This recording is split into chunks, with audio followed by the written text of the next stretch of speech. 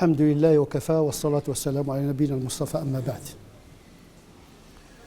Il est un fait remarquable lorsqu'on parcourt le discours coranique, lorsqu'on scrute les sourates et les versets, lorsqu'on étudie, lorsqu'on se penche sur la tradition du prophète, il est presque impossible de trouver la notion de l'existence de Dieu.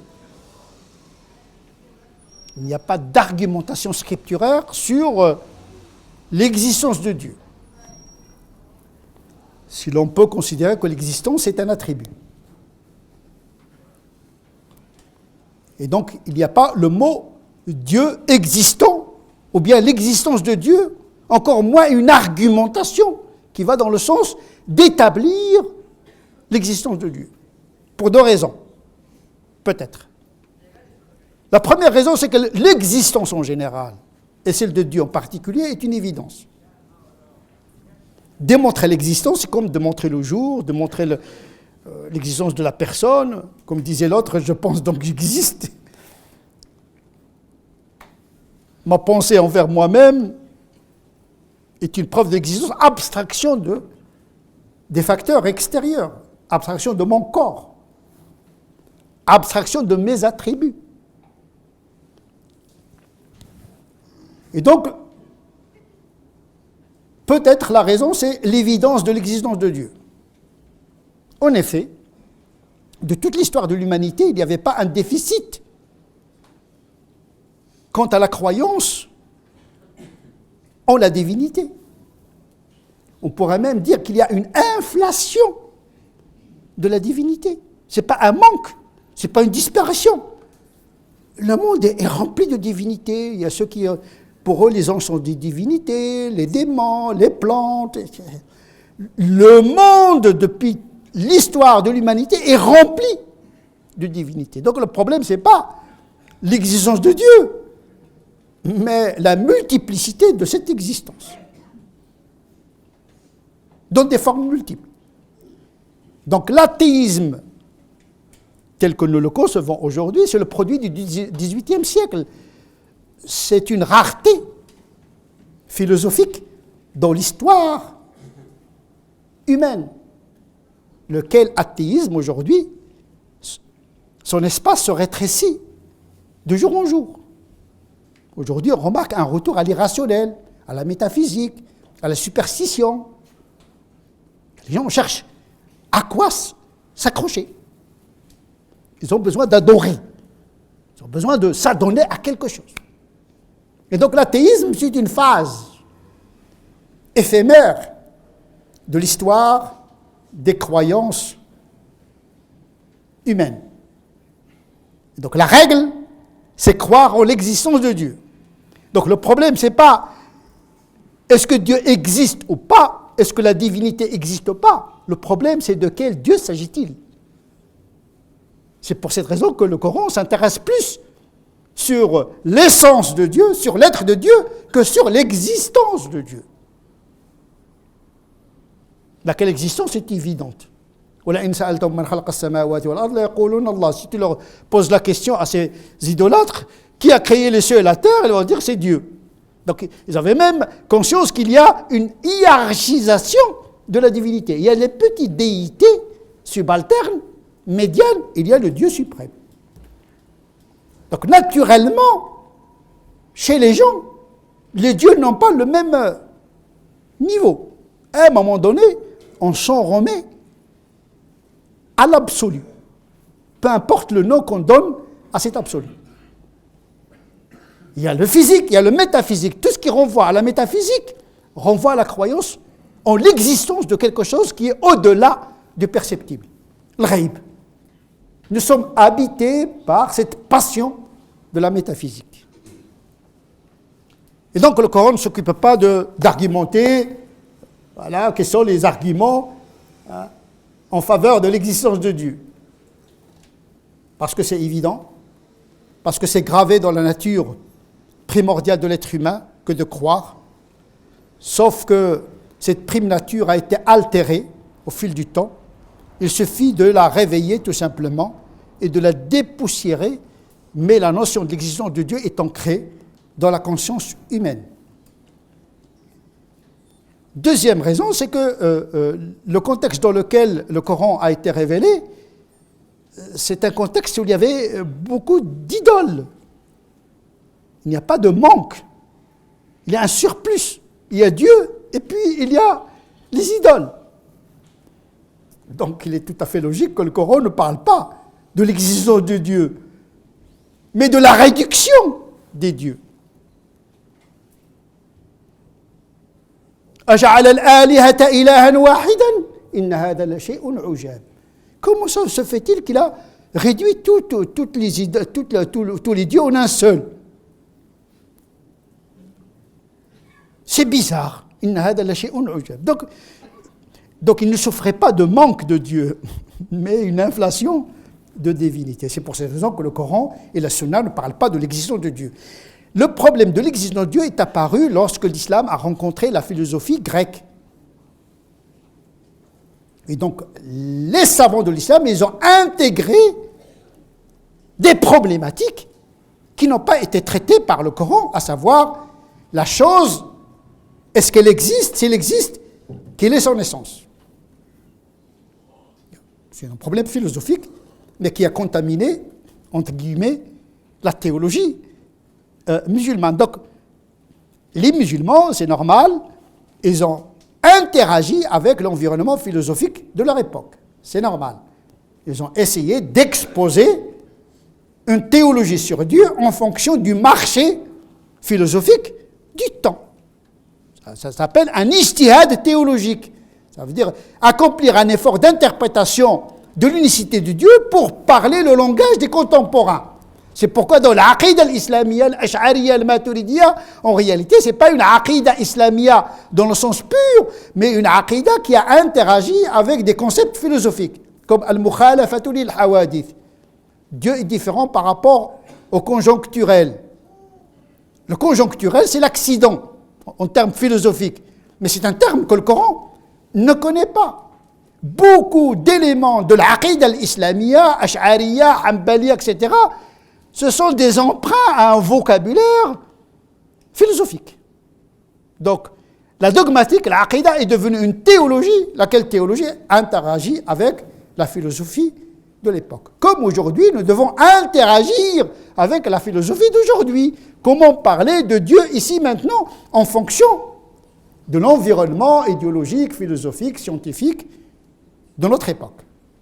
Une reformulation de l'unicité de Dieu.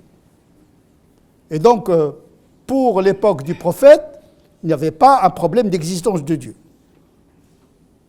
La question d'existence est devenue une problématique théologique après la rencontre avec la philosophie. Avec la philosophie.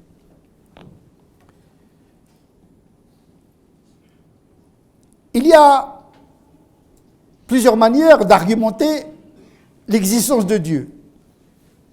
Ce que le Coran n'a pas fait. Le Coran n'a pas fait. Sauf que les théologiens, ils se sont référés au Coran pour s'inspirer et en tirer une méthodologie d'argumentation sur l'existence de Dieu. Mais en tant que tel, le Coran n'a pas abordé la chose comme ça. Donc ils ont emprunté trois grandes voies. C'est partir de l'effet pour remonter à la cause incausée qui est Dieu, c'est-à-dire partir de la création pour argumenter et démontrer l'existence du Créateur. Là, on a recouru au principe de causalité. Il n'y a pas d'effet sans cause.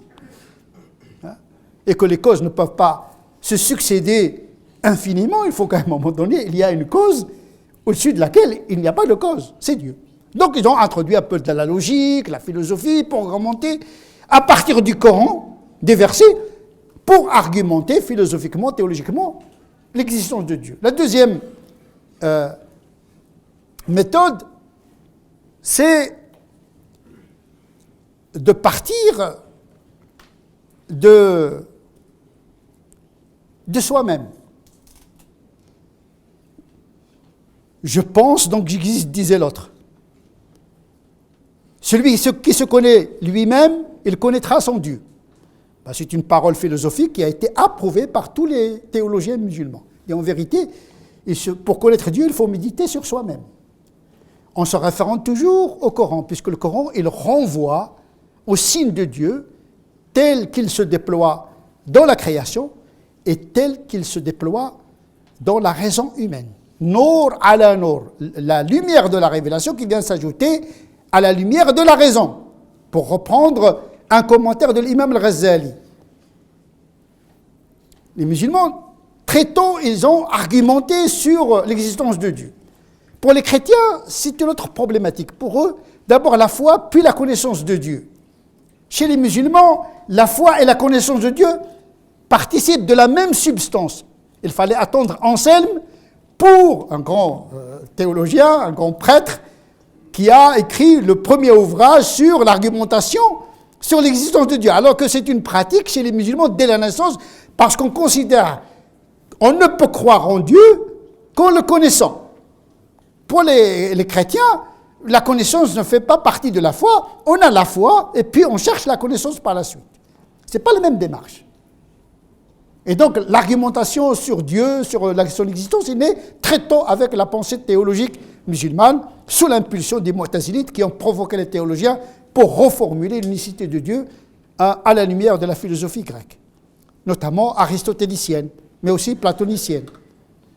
Ce que nous étudions aujourd'hui, Madhab al-Asha'ira, etc., est rempli de ces notions philosophiques.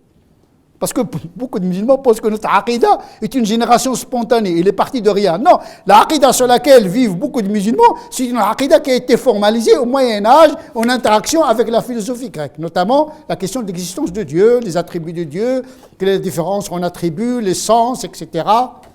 Tout ça, ce sont des notions physiques aristotéliciennes qui ont été introduites dans la sacralité de la aqidah musulmane, que l'on prend aujourd'hui comme la religion.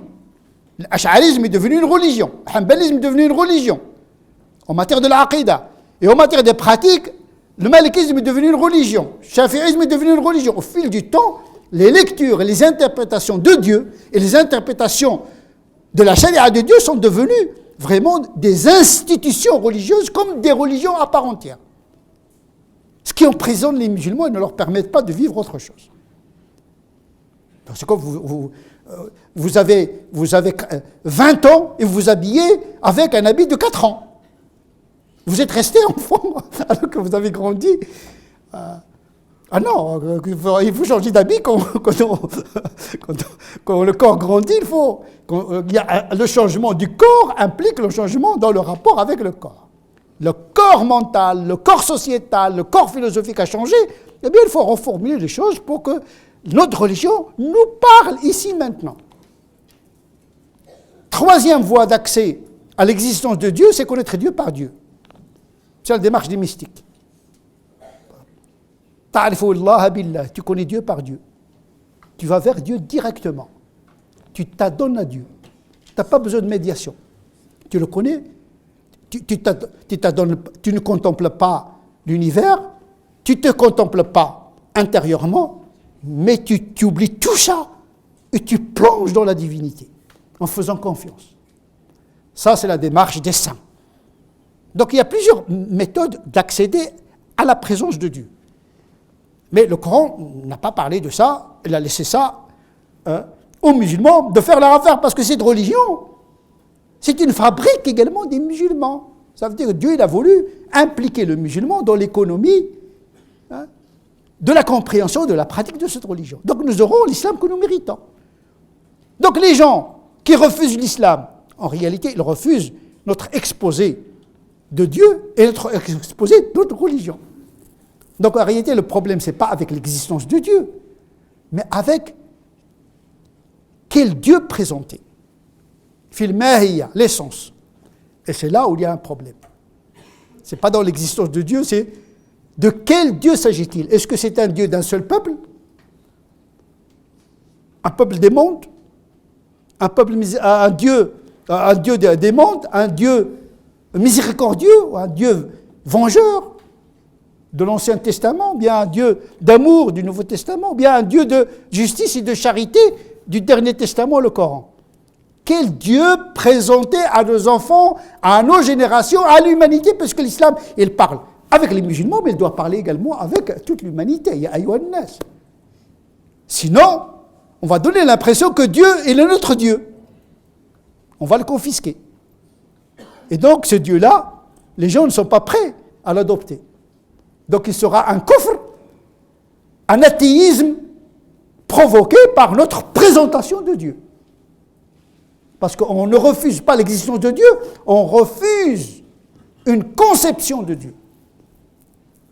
L'athéisme est né contre l'Église, parce qu'ils ont refusé le Dieu que l'Église présentait à l'époque.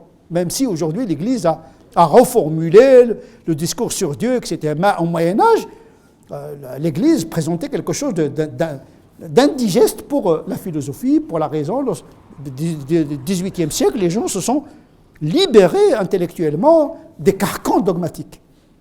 Ils se sont réveillés du sommeil dogmatique. Donc ils ont refusé, pas Dieu en tant que tel, mais Dieu qui leur a été présenté. Et donc le problème, ce n'est pas le problème de l'existence de Dieu. Le problème de quel Dieu s'agit-il? Donc on peut être athée par rapport à une conception de Dieu. Même Nietzsche n'était pas un athée absolu. Il était athée par rapport à une représentation chrétienne d'un Dieu. Un Dieu incarné, un Dieu trinitaire. Il y a plusieurs options de Dieu. Et même à l'intérieur de l'islam, il y a plusieurs options de l'unicité de Dieu. Laquelle présenter? Ce n'est pas une question évidente. Il dit, alhamdoulilah, l'iman kada. Ça marche avec toi que tu ne te poses pas de questions, mais tes enfants et tes petits-enfants vont se poser la question. Déjà, les jeunes aujourd'hui, avec l'Internet, les réseaux, etc., ils sont dans cet océan virtuel où il y a une interaction, une intrication des croyances. On n'est pas isolé. On n'est pas dans une tribu, dans un village isolé. On est dans un monde. On ne sait pas ce que nos enfants consultent comme site, comme rencontre. Donc il faut faire attention lorsqu'on présente Dieu à nos enfants, à la génération, lorsqu'on présente Dieu, notre Dieu, à l'humanité. Rabbul Alamin, Dieu des mondes. Dans la miséricorde est gratuite. C'est-à-dire, le kuffar, toi tu es un kafir qui va aller en enfer. Comment voulez-vous se faire aimer? D'abord, c'est un blasphème parce qu'on prend la place de Dieu. C'est une prétention parce que tu penses que toi tu vas aller au paradis. C'est comme tu as signé un contrat avec Dieu. Attakhadta 'inda Allahi 'ahdan. Am taqulu 'ala Allahi ma la ta'lam. Un peu de calme, un peu d'humilité, c'est bien. Il ne faut pas prendre la place de Dieu. Toi, tu n'es pas musulman. Ah, l'enfer, tu vas griller comme shawarma. Tu vois le shawarma là, tu vas griller comme ça. Et éternellement, il n'y a pas de pitié. Eh bien, ce Dieu-là, c'est normal qu'il va pousser à l'athéisme, il va pousser à la violence contre la religion. D'abord, c'est faux, déjà. Ce n'est pas notre Dieu. On peut se tromper de Dieu même quand on est musulman. On peut se faire pardonner parce que l'erreur est humaine. Mais attention, notre erreur peut engager des conséquences graves pour notre religion et pour l'humanité. Aussi, les gens peuvent refuser ton Dieu à cause des enseignements de ta religion. Le Dieu de cette religion, moi, je le refuse. Je préfère un Dieu d'amour, un Dieu chrétien, un Dieu hindouiste, une énergie bouddhiste, la nirvana. Je vais chercher l'extinction, le fana, qui est chez les soufis musulmans. Moi, je n'ai pas besoin de passer par la charia musulmane, je vais trouver par le nirvana dans le bouddhisme. Je vais rencontrer l'énergie absolue. Donc, pourquoi moi? Et donc le problème, c'est quelle charia présenter? La voie qui mène vers Dieu. La prière, quand on parle de la prière, mais c'est quoi la prière? On ne fait pas la prière sous les coups de fouet. Une adoration suppose l'amour. Et l'amour suppose une relation intime avec la divinité. Il y a une part d'affectif dans la relation avec la divinité. Je suis à l'image de ce que pense moi, de moi. Tu rencontreras le Dieu auquel tu as pensé toute ta vie. Fais attention à ce que tu penses. Tu auras Dieu que tu mérites. Ce n'est pas le Dieu de l'alim qui t'a inculqué, qui t'a injecté par un discours, mais quelle est ton expérience avec la divinité. Parce que chacun, il a une vie personnelle, privée, parce que c'est lui qui nous connaît plus que nous-mêmes. Donc s'il y a quelqu'un qui nous accompagne depuis l'enfance jusqu'à la mort, c'est bien Dieu, il nous connaît. Donc c'est à lui qu'il faut se confesser, qu'il faut s'adresser. Donc la prière, le jeûne, c'est des pratiques. Si tu conçois que la charia est une sanction, est une épreuve, et que Dieu veut seulement distinguer entre le musulman et le non-musulman, celui qui obéit et celui qui désobéit, comme ça, c'est comme un examen. On est dans une classe, tu as 5, les hasanats, tu vas les compter. Les hasanats, ce sont des mérites d'abord virtuels, ce sont des mérites symboliques. Ils n'ont pas de poids, ce n'est pas des dollars, les hasanats, ce n'est pas 10 kilos, ce n'est pas des litres, les hasanats. C'est une incitation à faire le bien, tout simplement. L'être humain étant commerçant par nature, il ne fait rien sans rien. C'est Dieu qui l'a créé, il lui a donné l'âme, et puis il lui a acheté. Inna Allah ashtara minal mu'minina anfusahum. Il t'a donné gratuitement l'âme, mais il te l'a acheté. Parce que c'est le rapport un petit peu commercial, parce que Dieu, il descend à notre niveau en réalité, même dans ses manifestations. Il descend pour parler notre langage, pour nous attirer vers lui. Et nous, on veut attirer Dieu vers le bas. On veut qu'il s'installe avec nous dans la médiocrité. Mais Dieu, quand il a parlé notre langage, c'est pour nous aider un peu à transcender. Et donc attention, il y a des gens qui peuvent refuser Dieu à cause d'une lecture de la charia, de halal, de haram, etc. Parce qu'aujourd'hui, tel qu'on présente la charia, c'est une prison. Tout est interdit, c'est comme si la base du rapport avec Dieu, c'est l'interdit. Mais non, ce n'est pas l'interdit, tout est permis, sauf exception. Et quand Dieu interdit quelque chose, c'est parce que, de toute manière, symboliquement, ou matériellement, ou médicalement, ou socialement, ou politiquement, ou moralement, est nuisible pour l'être humain. C'est pour cette raison, ahkam ou l'islam, les lois doivent trouver une argumentation, une raison.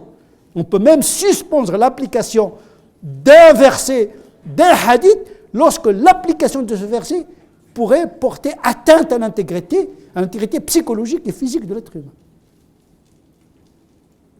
Il y a toujours des lois d'amortissement de la charge normative pour mettre l'être humain à l'aise avec la divinité, avec le monde. Donc attention, ce n'est pas une question d'existence de Dieu, mais la question de quel Dieu s'agit-il, de quelle charia, de quelle loi divine s'agit-il. Et c'est là où les musulmans doivent faire attention lorsqu'ils exposent l'unicité de Dieu, lorsqu'ils exposent la loi de Dieu à leurs enfants, aux nouvelles générations et à la société française et humaine en général. نسأل الله عز وجل أن يجعلنا من الذين يستمعون القول فيتبعون أحسنه أولئك الذين هداهم الله وأولئك هم أولو الألباب اللهم اهدنا فيمن هديت وعافنا فيمن عافيت وتولنا فيمن توليت اللهم صل على سيدنا محمد وعلى آل سيدنا محمد كما صليت على سيدنا إبراهيم وعلى آل سيدنا إبراهيم وبارك على سيدنا محمد وعلى آل سيدنا محمد كما باركت على سيدنا إبراهيم وعلى آل سيدنا إبراهيم في العالمين إنك حميد مجيد سبحان ربك رب العزة عما يصفون وسلام على المرسلين والحمد لله رب العالمين.